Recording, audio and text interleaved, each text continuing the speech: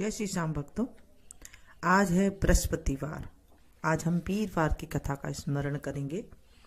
बोलिए बृहस्पति देव भगवान की जय।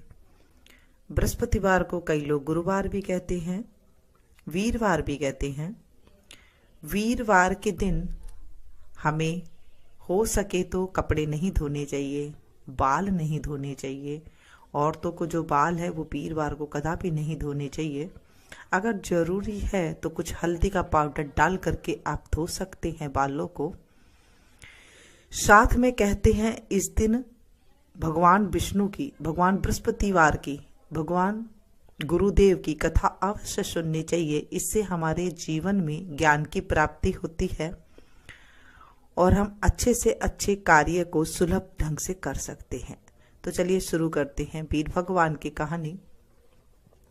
किसी गांव में एक साहूकार रहता था जिसके घर में अन्न, वस्त्र और धन किसी चीज की कमी नहीं थी।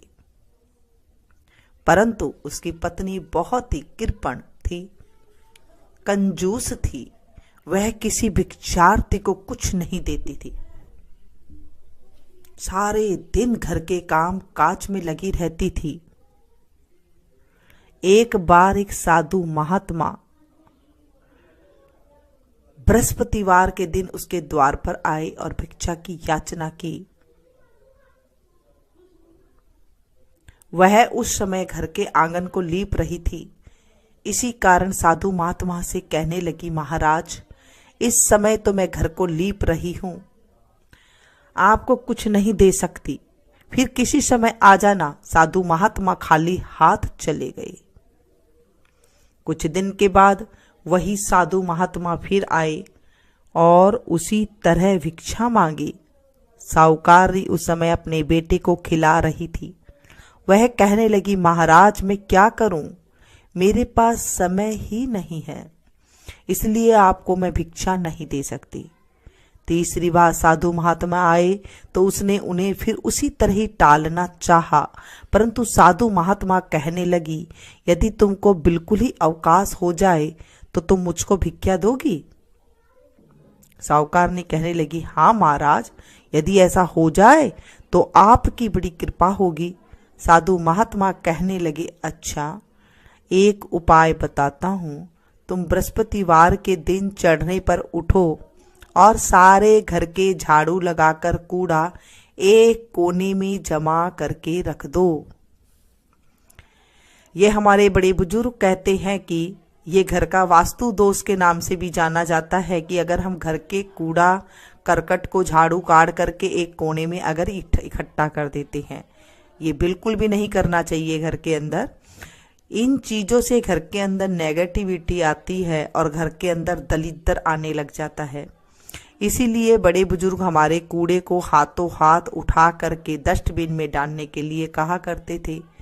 घर में सारा कूड़ा अच्छे से निकाल करके, कूड़े को भी अच्छे से झाड़ करके उसे डस्टबिन में डाल करके ही रखना चाहिए। ऐसे नहीं कि आपने कोने में जमा करके रख दे। घर में चौका इत्यादि मत लगाओ। घर के अंदर रसोई में साफ सफाई मत करो। फिर स्नान आदि करके घर वालों से कह दो कि उस दिन सब हजामत अवश्य बनाओ। यानी कि वीरवार के दिन हमारे बड़े बुजुर्ग कहते हैं कि उस दिन दाढ़ी मूछ जो घर में होते हैं, आदमी होते हैं, उन्हें नहीं बनवाना चाहिए और जो औरतें होती है उन्हें बाल नहीं धोने चाहिए, बाल नहीं कटवाने चाहिए, नाखून नहीं काटने चाहिए। रसोई बनाकर चूल्हे के पीछे रखा करो। हमारे बड़े बुजुर्ग कहते हैं कभी भी चूल्हे के पीछे रोटी नहीं रखनी चाहिए, चूल्हे के आगे रोटी रखनी चाहिए। यानी कि जब हम जो रोटी बनाते हैं तो पीछे नहीं रखें, जैसे आपको नहीं दिखाई दे रही है और आप पीछे करके रख रही हैं, ऐसी जगह नहीं रखनी चाहिए।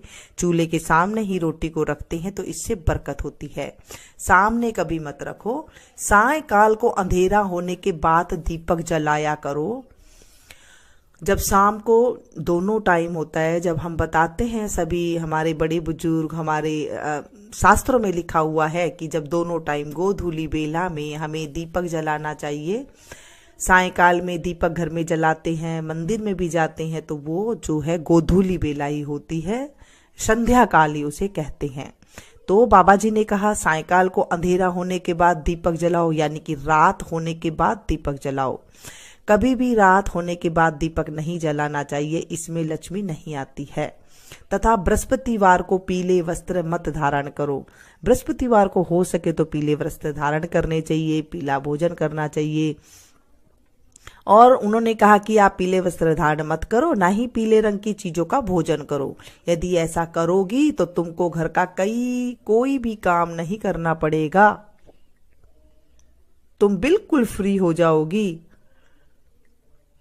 साहुकारनी ने ऐसा ही किया। कुछ समय बाद उसके घर में खाने के दाने ना रहा, खाने को भी दाना ना रहा। थोड़े दिन में वही साधु महात्मा फिर आए और भिक्षा मांगी। साहुकारनी ने कहा महाराज, मेरे घर में खाने को अन्न तक नहीं रहा, आपको मैं क्या दूं? तब साधु महात्मा ने कहा जब तुम्हारे घर में सब कुछ था तब भी तुम कुछ नहीं दे देती थी, अब पूरा पूरा अवकाश है तब भी कुछ नहीं दे रही हो, तुम क्या चाहती हो वह कहो।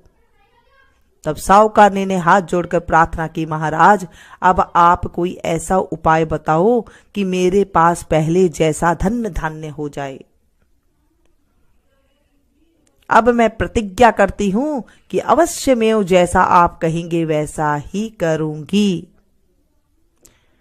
तब साधु महात्मा ने कहा बृहस्पतिवार को प्रातःकाल उठकर स्नान आदि से निवृत्त होकर घर की गौ के गोबर से लीपो घर को, तथा घर के पुरुषों को हजामत न बनवाएं। इसी तरह कहना भूखों को अन्न जल देती रहा करो। ठीक सायकाल को दीपक जलाओ। यदि ऐसा नहीं करोगी ऐसा करोगी तो तुम्हारी सारी मनोकामनाएं भगवान बृहस्पति जी की कृपा से पूर्ण होगी। ऐसा सभी को करना चाहिए। सुबह उठ करके बृहस्पतिवार को कूड़ा करकट को इकट्ठा करके उसे डाल दें। उसके बाद घर के चौके को साफ करें, रसोई को आप साफ करें, क्योंकि अब तो किचन बोलते हैं, पहले रसोई घर बोला करते थे, उसे एकदम साफ करें। घर में वीरवार के दिन, बृहस्पतिवार के दिन बड़े जो घर में पुरुष हैं उन्हें मना करे कि बाल ना कटवाए, हजामत ना करवाए, दाढ़ी मूछे ना बनवाए, नाखून ना कटवाएं। और जो घर की स्त्री है वो बाल ना धोएं। और जब धोना के अगर जरूरी हो, कई बार व्रत वगैरह हो तो उसमें धोने में कोई दिक्कत नहीं होती है, लेकिन रेगुलर वो काम नहीं करना चाहिए। साहुकारनी ने ऐसा ही किया और उसके घर में धन्य धान्य वैसा ही हो गया जैसा कि पहले था। हे बृहस्पति देव भगवान, जैसे साहुकारनी को आपने पहले करा वैसे मत करना किसी के साथ भी, जैसे आपने बाद में उसकी सुनी वैसे सभी के साथ करना। इस कहानी को जब आप सुने तो चुप रहना चाहिए, बीच में नहीं बोलना चाहिए, कथा को बीच में छोड़ के नहीं जाना चाहिए।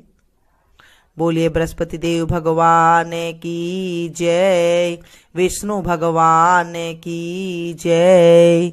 शांताकारं भुजगशयनं पद्मनाभं सुरेशं, विश्वाधारं गगनसदृशं मेघवर्णं शुभांगं, लक्ष्मीकान्तं कमलनयनं योगविद्यारनगम्यं, वन्दे विष्णुभवभयहरं सर्वलोकैकनाथं। मंगलम भगवान विष्णु मंगलम गरुड़ध्वज मंगलम पुंडरीकाक्ष मंगलाय तनोहरि। सर्वमंगले मंगले शिवे सर्वार्थ साधिके शरण्य त्र्यंबके गौरी नारायणी नमोस्तुते।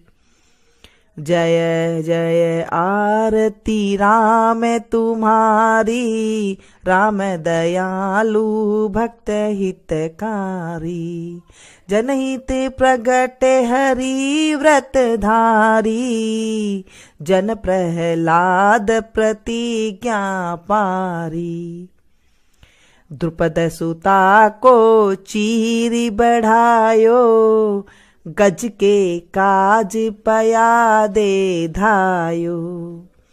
10 सिर छेदी 20 भुज तोरे, 33 कोटि देव बंदी छोरे। छत्र लिए सर लक्ष्मण भ्राता, आरती करते कौसल्या माता। सुख सारद नारद मुनि ध्यावे, भरत शत्रुघ्न चंवर ढुरावे।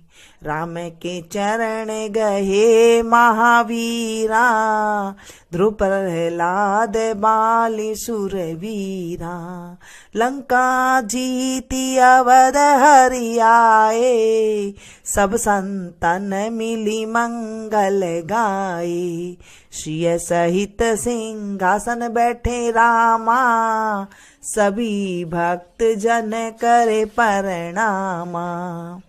जय जय आरती राम तुम्हारी, राम दयालु भक्त हितकारी। बोले बृहस्पति देव भगवान की जय, विष्णु भगवान की जय।